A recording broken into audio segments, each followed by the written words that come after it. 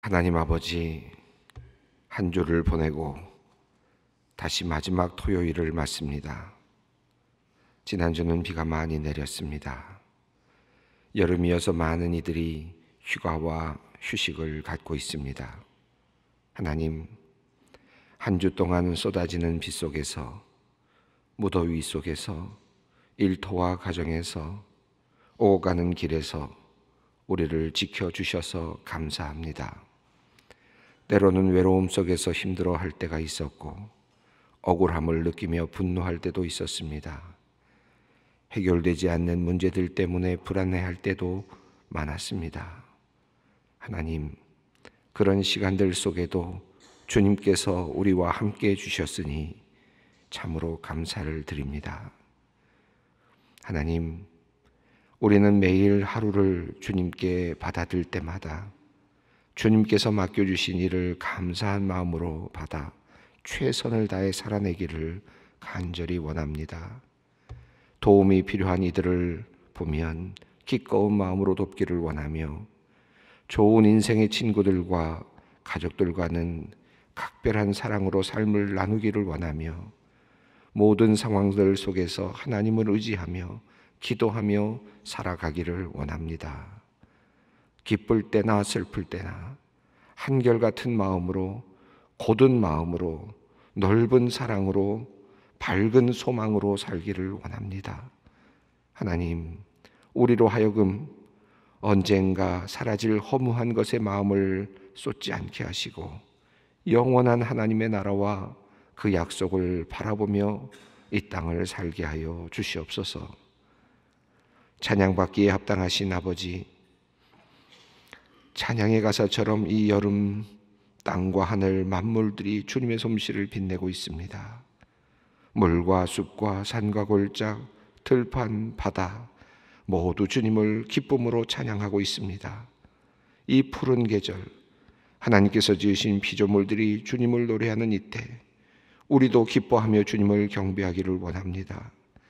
새벽별의 노래 따라 우리도 힘차게 찬송케 하시고 소낙비와 매미들 그리고 모든 피조물들의 노래 따라 우리도 우렁차게 노래하게 하여 주시옵소서. 피조세계가 부르는 찬양의 멜로디를 들을 수 있도록 우리의 귀가 열리게 하여 주시고 우리의 마음은 깊은 곳에서 성령께서 들려주시는 음정과 박자를 따라 찬송케 하여 주시옵소서. 하나님, 오늘 하루 우리가 집에 있을 때나 홀로 거리를 거닐 때든지 혹은 차를 타고 다닐 때든지 우리의 영혼의 찬양이 흘러넘치게 하시고 결코 그치거나 중단되지 않게 하여 주시옵소서. 하나님 아버지, 출애굽기를 통해 이스라엘 백성에게 현현하신 하나님을 봅니다. 하나님께서는 그들의 마음을 얼어붙게 하시고 그들을 두렵게도 하셨지만 그들에게 강림하심으로 그들이 하나님을 가까이서 배우며 하나님을 섬길 수 있게 하여 주시는 은혜를 베풀어 주셨습니다. 주님을 가까이서 느끼며 살기를 원합니다. 멀리서 우리를 지켜보시는 분이 아니라 지금 여기에서 우리와 함께 계시는 분으로 느낄 수 있게 하여 주시옵소서. 가족이나 친구와 함께 있을 때 그의 손을 만지고 그의 음성을 들음으로 함께 있음을 의심하지 않는 것처럼 우리와 함께 하시는 하나님을 생생히 느끼며 살고 싶습니다. 우리의 눈과 귀를 열어주시고 굳은 마음을 부드럽게 하여 주셔서 우리와 함께 계시는 하나님을 보고 느낄 수 있게 하여 주시옵소서. 그리하여 하나님 앞에서 하나님의 자녀답게 살아가게 하여 주시옵소서. 특별히 주일을 앞둔 토요일 우리의 영혼이 죄에 물들지 않기를 원합니다. 가족들과 그리고 사람들과 평화를 누리게 하시고 하나님께서 기뻐하지 아니하시는 일에 우리의 몸과 마음을 두지 않게 하여 주시옵소서. 특별히 휴가를 보내고 있는 성도님들을 지켜주시고 그들이 어디에 있든지 죄의 유혹에 빠지지 않게 붙들어 주시고 사랑하는 이들과 함께 하나님 안에서 참된 쉼을 누리게 하여 주시옵소서. 하나님, 어제 일본은 대한민국을 백색 국가에서 제외하는 결정을 하였습니다.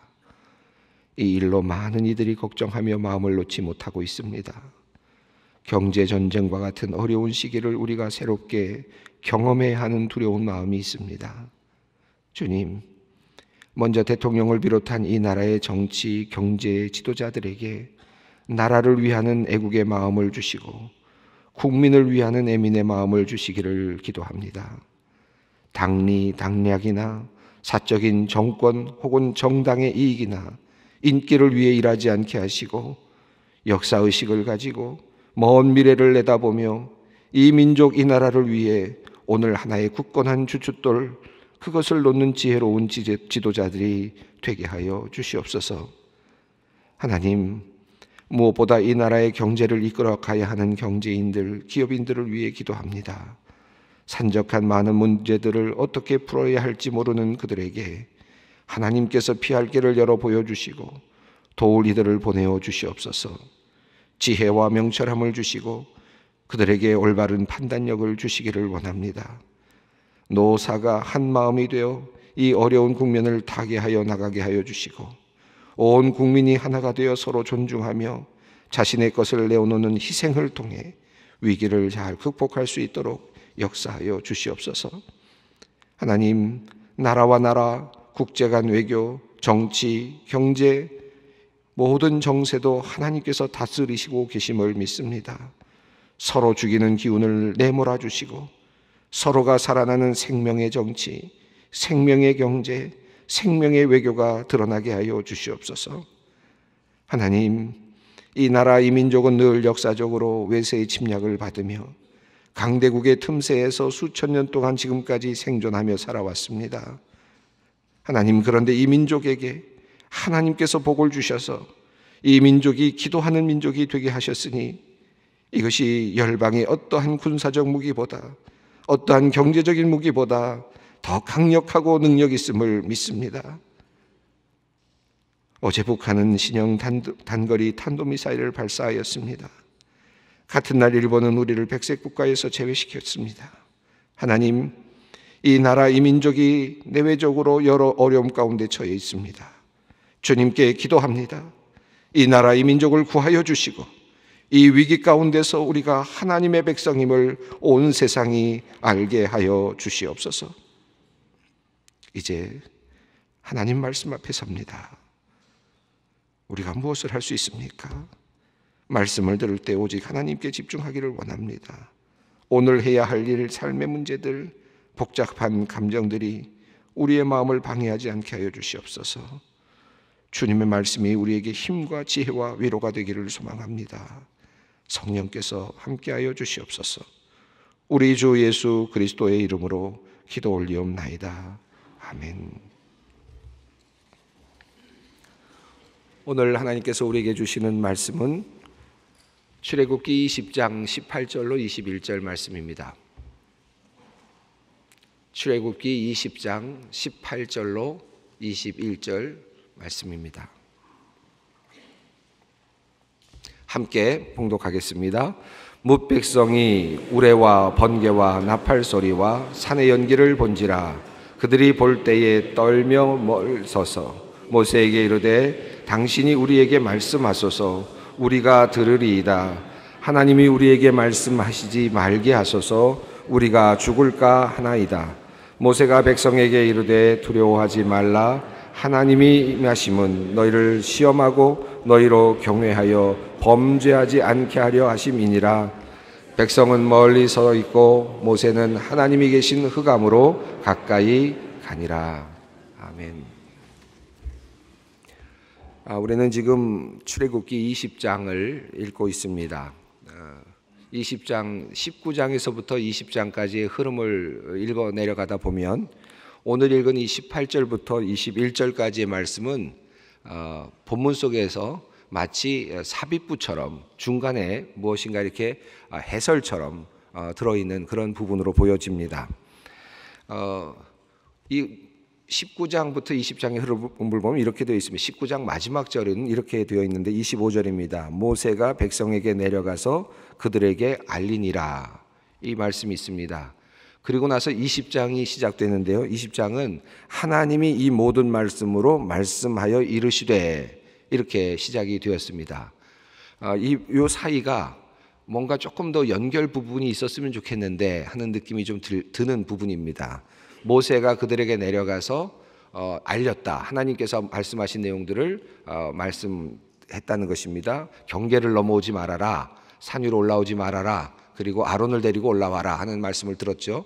그래서 내려가서 모세가 그 이야기를 전달했습니다. 전달하려고 내려갔다라는 말만 나오고는 그 다음엔 더 이상 이야기가 없고 그 다음엔 하나님이 직접 십계명을 말씀하시는 내용으로 이어지고 있습니다.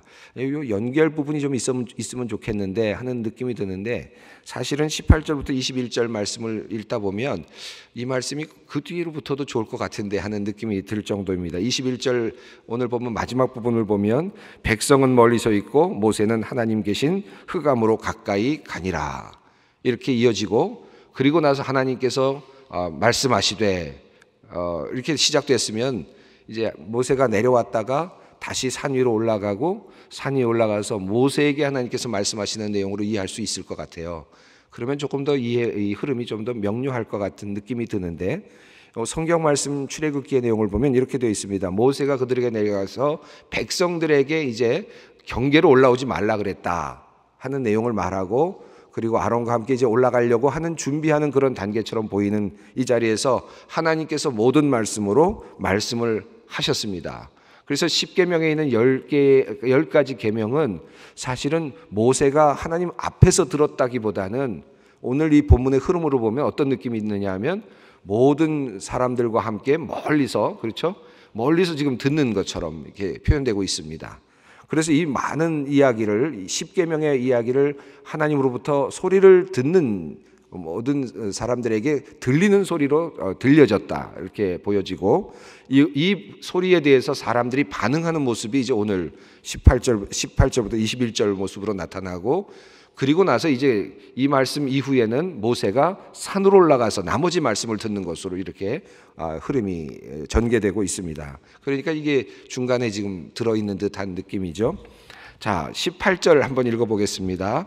뭇 백성이 우레와 번개와 나팔 소리와 산의 연기를 본지라 그들이 볼 때에 떨며 멀리 서서 자 그러니까 여기에서 사람들은 멀리 서 있었다는 것을 볼 수 있고요. 또 21절 말씀 우리가 읽었습니다마는 모세가 그때서야 이제 올라가는 모습을 표현한다면 이 말씀을 함께 듣고 올라가는 모습으로 그렇게 이해할 수 있습니다. 또 한편으로는 주석학자들 입장에서는 아마도 이 십계명 말씀은 모세가 아론과 함께 이미 올라가서 들은 말씀일 거다. 그리고 아마 또 내려오는 말씀 내용이 아마 생략되어 있을 거다. 이렇게 또 이해하기도 합니다.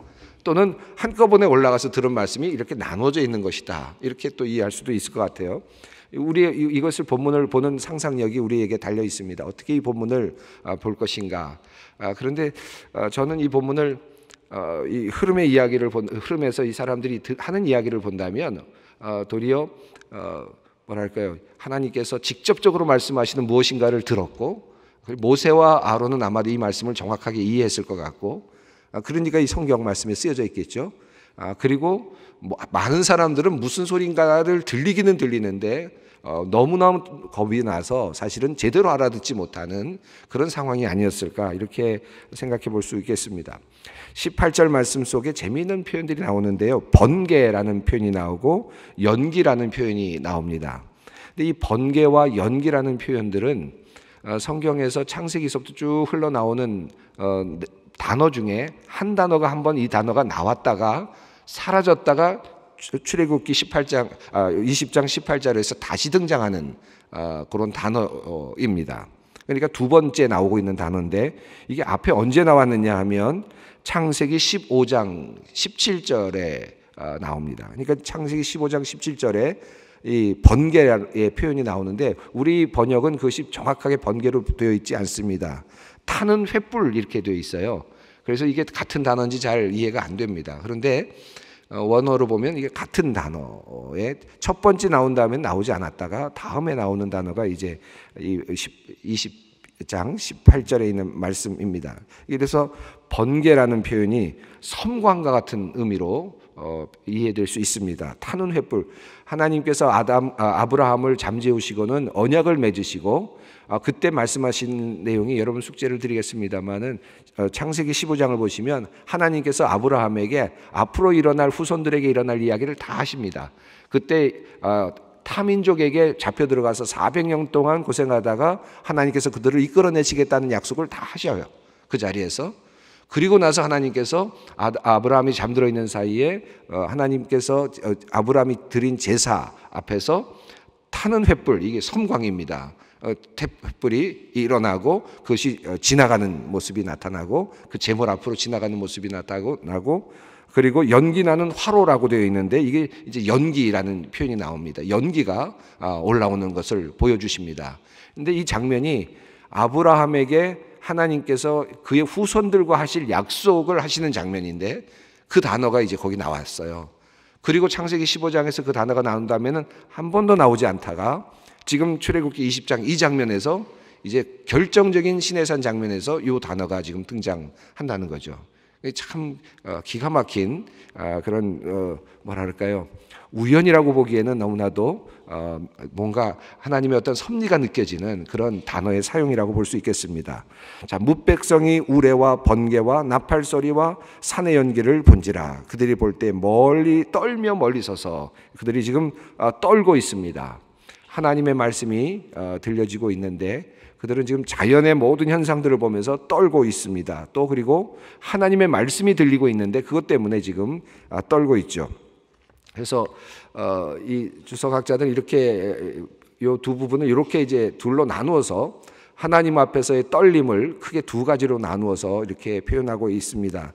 첫 번째는 첫 번째 떨고 있었던 장면은 하나님께서 이런 번개와 나팔 소리와 이런 아주 자연 현상의 어떤 그것을 가지고 뭐랄까요, 웅장한 모습으로 나타나는 모습을 보면서 지금 떨고 있는 장면. 그런데 이 두 번째 오늘 지금 앞에서 19장에서 떨었다는 얘기가 나오거든요. 그래서 첫 번째 장면에서 나오는 떨었다라는 말은 그 웅장한 하나님의 어떤 자연의 그 기적적인 모습을 보면서 번개가 일어나고 우레소리가 들리고 하는 이런 소리 속에서 떨림이 일어나는 것. 그 다음에 여기서 나오는 이 떨림은 하나님의 말씀을 들었는데 말씀을 들으면서 떨리는 지금 두 번째 떨림의 단계를 이제 둘로 나누어서 표현하기도 합니다. 자, 그래서 19절에서 이제 이스라엘 민족들이 이제 이야기를 합니다. 한번 읽어보겠습니다. 모세에게 이르되 당신이 우리에게 말씀하소서 우리가 들으리이다. 하나님이 우리에게 말씀하지 말게 하소서 우리가 죽을까 하나이다. 자, 그러니까 이스라엘 백성들이 아마도 하나님께서 그 엄청난 우레와 번개와 그리고 연기와 그리고 나팔 소리 속에서 말씀하시는 장면을 그들이 들었을 것 같아요. 들었는데 그들은 너무나도 무서워서 그 말씀이 무슨 말씀인지 알아차릴 수가 없는 거죠. 그래서 이제 모세에게 부탁합니다. 당신이 대신 듣고 와서 당신이 듣고 우리에게 말씀해 달라라고 이제 부탁을 하는 거죠. 이 떨림 때문에 하나님의 말씀을 제대로 지금 듣지 못하는 그런 상황입니다. 듣지만 듣지 못하는 상황입니다. 자, 그때 모세가 그들을 위로하면서 하는 말씀이 20절 말씀입니다. 한번 읽어보겠습니다. 모세가 백성에게 이르되 두려워하지 말라. 하나님이 임하심은 너희를 시험하고 너희로 경외하여 범죄하지 않게 하려 하심이니라. 여기서 이제 하나님께서 이렇게 임재하셨다. 제가 말씀드렸지만 하나님의 임재는 이 장면에서 보면 우리가 하나님의 임재가 두렵고 떨리는 모습으로 나타나지만 하나님의 임재는 저 우주에서부터 우주를 넘어서는 곳에서부터 어쩌면 공간이 우리가 생각하는 공간이 아닌 어떤 곳으로부터 오시는 그 장면을 생각해 본다면 이 3차원의 세계로 들어오시고 시간 속에 들어오시고 공간 안에 들어오셔서 신의 산에 머무시면서 하나님의 임재를 나타내시는 이 장면은 어마어마하게 웅장한 모습이기도 하지만 하나님께서는 정말 낮아지시는 모습이기도 하거든요. 그렇지 않습니까? 어떻게 하나님이 번개 안에 담기겠습니까? 어떻게 하나님이 우레 안에 담기겠습니까? 어떻게 연기 안에 담기겠습니까? 그러니 하나님의 임재는 지금 그보다 훨씬 큰 건데 그 인간의 영역 안으로 들어오셔서 지금 인간이 보일 수 있는 곳 안으로 지금 들어와 계시는 모습을 하나님의 임재를 보여주고 계시는 거거든요. 자, 그런데 이것을 보면서 사람들이 두려워하니까 모세가 백성에게 이럽니다. 두려워하지 말라라는 말을 했어요. 근데 이 20절을 보면 두려워하지 말라, 두려워하라 두 단어가 나와요. 보시면 여러분이 아시겠습니다. 우선 두려워하지 말라라고 했죠. 그 다음에 뒤에 나오는 말씀 너희로 경외하여 라는 말이 두려워하라는 말입니다. 너희로 두려워하여. 자, 그러면 뭘 두려워하지 말라는 말이고 무엇을 두려워하라는 말입니까? 두려워하지 말라는 앞에 있는 내용은 앞에 나와 있는 우레와 번개와 나팔 소리와 산의 연기 이런 것들을 보면서 두려워하고 있는 거예요. 그렇죠? 우리 인간들 입장에서 본다면 일어나지 않던 일이 일어나니까 물론 번개도 본 적이 있고 우레도 본 적이 있고 구름도 본 적이 있고 연기도 본 적이 있겠죠. 그러나 이것들이 함께 몰려와서 지금 막 우렁차게 소리가 나는 이 장면은 이들에게는 너무나도 아주 놀라운 장면이었겠죠. 그러니까 깜짝 놀라고 있습니다. 그래서 두려워하고 있는 거죠. 그러니까 자연의 현상을 보면서 지금 엄청난 두려움을 갖고 있는 모습입니다. 이 두려움이 지금 이들에게 있는 거예요. 두려워하지 말라. 그러나 모세는 말합니다. 이것 때문에 두려워하지 말라는 거죠. 자연의 현상, 어마어마한 지금 소리와 우레와 번개와 섬광과 이런 모습들을 보면서 너희들은 지금 두려워하지만 그리고 뭔가 소리가 들리는데 하나님의 음성이 들리는데 아마도 알아듣게 들렸겠죠. 그런데 그들은 그거 제대로 못 알아들은 것 같아요. 그냥 떨고 지금 두려워하고만 있습니다. 그 벌벌 떠는 하나님 앞에서 벌벌 떠는 어떤 그런 상태. 그런데 모세는 말하기를 그런 자연 현상이나 또는 섬광 뭐 이런 우레소리 이런 것 때문에 두려워하지 말아라. 그러면서 또 하나 두 번째 나오는 것이 있는데 그러나 하나님께서 이렇게 하시는 이유는 임하심은 너희를 시험하고 너희를 두려워하게 하려 합니다. 무엇 때문에 무엇을 두려워하라는 말입니까? 하나님을 두려워하라는 것입니다. 하나님을 두려워하게 하려 합니다. 섬광을 두려워하게 하기 위해서 오신 게 아니고 우레소리를 두려워하게 하시기 위해서 오신 것이 아니라 하나님, 그 안에 임재하시는 하나님을 두려워하게 하기 위해서 오신 것이니 하나님을 두려워하라고 지금 보여주시는 것이지 우레를 두려워하거나 무슨 번개를 두려워하지 말라는 말씀입니다. 여러분 우리가 지금 우리 한국이 뭐 일본과 관련해서 좀 여러 가지 어려운 문제가 지금 있고 또 북한과 관련해서 어려운 문제가 있고 중국이나 미국과 관련해서도 지금 강대국들과 관련해서도 상당히 어떻게 해야 될지를 모르는 상황 속에 있습니다. 오늘 본문을 읽으면서 우리가 그저 적용을 해본다면 묵상을 해본다면 어쩌면 이게 우레소리와 같기도 하고 번개와 같기도 하고 섬광과 같기도 하고 연기 소리 같기도 하고 이런 모습들로 우리가 비춰질 수도 있잖아요. 그러나 우리가 그런 것들을 두려워할 필요는 없습니다. 그것은 늘 있었고 강대국들도 늘 있었고 그리고 이런 어려운 문제는 항상 있었습니다. 이것 때문에 우리가 두려워할 필요는 없죠. 그러나 여전히 우리가 두려워해야 될 분이 하나 있습니다. 그것은 하나님이세요. 이것을 우리가 오늘 믿는 자들의 입장에서는 다시 한번 되새길 필요가 있습니다. 하나님을 두려워하고 하나님 안에서 이 문제를 해결을 해야 한다. 우리가 이 관점을 가지고 늘 기도의 자리로 나가야 될 것이라 생각합니다. 자, 오늘 20절 본문을 보면 이렇게 되어 있습니다. 너희를 시험하고 너희로 경외하여 범죄하지 않게 하려 하심이니라. 두려워하게 하려고 한다. 하나님을 두려워하게 하려고 한다. 근데 그 이유가 있습니다. 하나님을 두려워하게 해서 얻고자 하시는 바가 무엇이냐 하면 너희로 범죄하지 않게 하려 합니다. 하나님께서 우리로 하여금 범죄하지 않게 하기 위해서 두려움을 너희들에게 요구한다. 하나님을 두려워하게 할 것이다. 하나님께서 우리로 하여금 어디론가 벗어나지 않게 하시려고 하나님으로부터 멀리 떠나지 않게 하시려고 하나님을 두려워하는 마음을 우리들에게 주시고자 하신다는 거예요. 그러니까 우리가 하나님을 떠나지 않으면 하나님을 떠나지 않을 것으로 하나님께서 알게 되시면 보여지시면 우리에게 두려움을 주실 이유가 없는 거예요. 하나님께서 우리에게 두려움을 주시려고 할 때는 두려움이라고 하는 것을 주시려고 할 때는 뭔가 우리가 자꾸 벗어나려고 하기 때문에 하나님과 벌써 떠나려고 하기 때문에 하나님을 두려워하는 마음을 주시려고 하시는 것이죠. 그래서 여러분이 우리가 신앙생활을 하면서 하나님을 두려워하는 마음으로 살아가는 것 매우 중요하다고 생각합니다. 하나님을 두려워하면 우리가 죄의 악의 길에 벗어 들어갈 수가 없지요. 어떻게 하나님이 계시는데 죄악의 길에 들어갈 수 있겠습니까? 하나님이 어디에나 계시다라는 말씀은 두 가지 양면성을 가지고 있습니다. 하나님이 어디에나 계시다라는 말은 하나님이 어디에나 계시기 때문에 우리가 두려워할 필요가 없다 하는 의미이기도 해요. 왜? 하나님이 우리를 지켜주시는 분이시기 때문에. 그렇지 않습니까? 악월골짜기를 가든 어디로 가든 하나님이 우리와 함께 계신다. 그러므로 두려워할 필요가 없다는 겁니다. 어떤 상황이든지 어떤 무역의 보복이든지 어떤 전쟁 상황이든지 간에 하나님이 우리와 함께 계신다라고 생각하면 두려워하지 않습니다. 그러나 동시에 하나님이 우리와 함께 계신다라는 말은 어마어마한 두려움이기도 합니다. 왜? 왜냐하면 우리가 어디에 가는지를 다 알고 계시니까요. 우리의 발걸음을 다 알고 계시니까요.